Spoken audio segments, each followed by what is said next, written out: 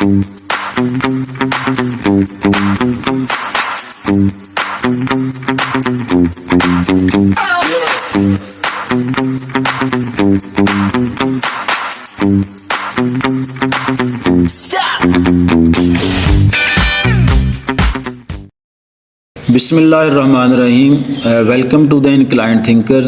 Dear students, I am your Siddiq Amar. Today we are going to discuss the chemistry. The name of the chapter is electrochemistry.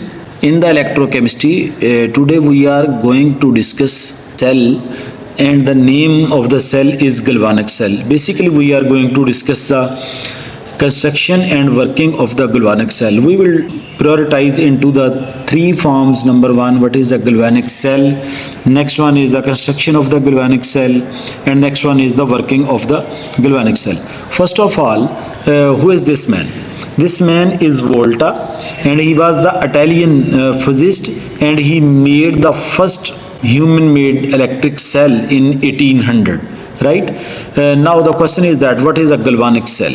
Galvanic cell is basically a type of the cell in which the spontaneous chemical reaction take place and it generates the electric current. Such type of cell is called galvanic cell.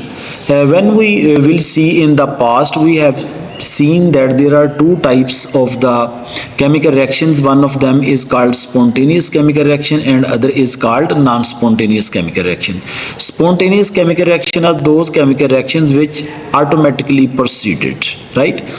And the non-spontaneous reactions are those such type of reactions which need some external sources or the catalyst. So we can say that galvanic cell is basically a chemical cell or electrochemical cell in which the spontaneous chemical reaction take place, and as a result of the spontaneous chemical reaction, it produce or generate the electric current.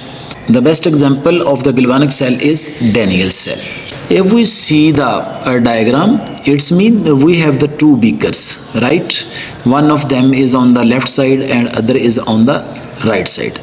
The left side is called left half cell and the right side is called right half cell. And this is basically a U-shaped material which is used between the right half cell and left half cell. That is called salt bridge. That is called salt bridge. Now we will see what is the function of the salt bridge. We will see in the next. And this is the zinc electrode, right? And it is called anode. And on the right hand side, this is the copper. You mean copper electrode, and it is act as a cathode. Now the point keep in the mind is zinc is basically dipped into the zinc sulfate solution, and copper is dipped into the copper cathode is dipped into the copper sulfate solution. And now the question is that what will be the solution, or which type of the solution may be? It will be a 1 molar solution. Okay, it's mean this cell is consist of the two half cells, right? And each cell is called half cell. It's mean that this galvanic cell is consist of the two cells basically. One of them is called right half cell and other is called left half cell, and every electrode is dipped into the 1 molar solution. Which type of 1 molar solution? The solution of that salt. Let's see on the next slide. I have already discussed that this is anode, right? And this is zinc electrode, right? Zinc will be at a anode and copper will be as a cathode, right? And this zinc electrode is dipped into the zinc sulfate solution, and copper electrode is dipped into the copper sulfate solution.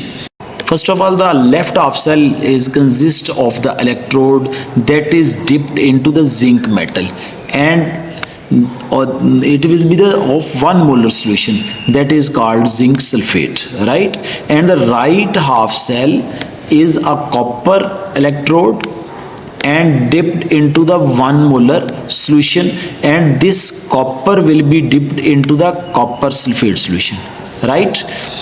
This is a basically salt bridge. This is of a U-shaped is consist of the saturated solution of the strong electrolytes supported in the jelly type material. And now the question is that the ends of this salt bridge are sealed with the porous materials. Now the question is that what is the function of the porous material, or what is the function of the salt bridge? Salt bridge is basically a material which is used to flow of the current and continue the continuity of the ions from the one half cell to the other half cell, and basically it provide a proper way of the migration of the ions from the one to n. The question is that in the context of the working, we will see zinc has basically a more tendency than the copper to lose the electrons, right? Zinc has more capacity to lose the electron as compared to the copper. So as a result, oxygen is taken place as the zinc electrode, and reduction is basically taken place at the copper electrode.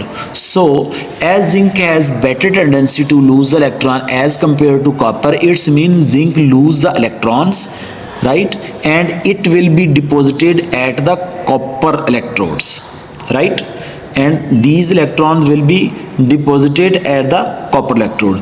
So oxidation and reduction chemical reaction will be take place, or redox reaction will be take place. Now we will see how these reactions occurs. We have already familiar that zinc has more tendency to lose these two electrons as compared to copper. So the oxidation is taken place at the anode or zinc electrode. Basically, the tendency of an atom to lose the electron is called oxidation, and on the other hand side, copper has tendency to gain the electrons. So reduction is taken place at the cathode. Now the question is that from where these two electrons come? These two electrons come from the zinc. Basically, zinc has lose the two electrons and copper receive these two electrons, right? When we see the redox reaction or overall chemical reaction, we will see this zinc lose the two electrons and copper gain. When we will see the chemical reactions on the both side, it's mean ions interchanges their positions.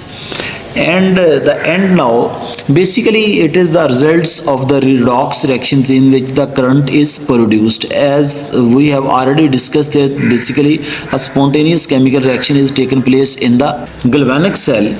Due to this spontaneous chemical reaction, the current is generated or the produced. Such type of cells are used in the automobiles, running calculators, toys, and other lit bulbs works on the same principle. Students, thank you very much. Thanks for watching. I have already told you that Inclined Thinkers have launched their website, that is www.inclinedthinker.com. Students, if you have any question, you are frequently allowed to ask the question in the comments box or on the cell phone. So it is humble requested that if the video is good, you can like the video, you can share the video, and especially you can subscribe the channel. Thank you. Assalamu alaikum. Allah Hafiz.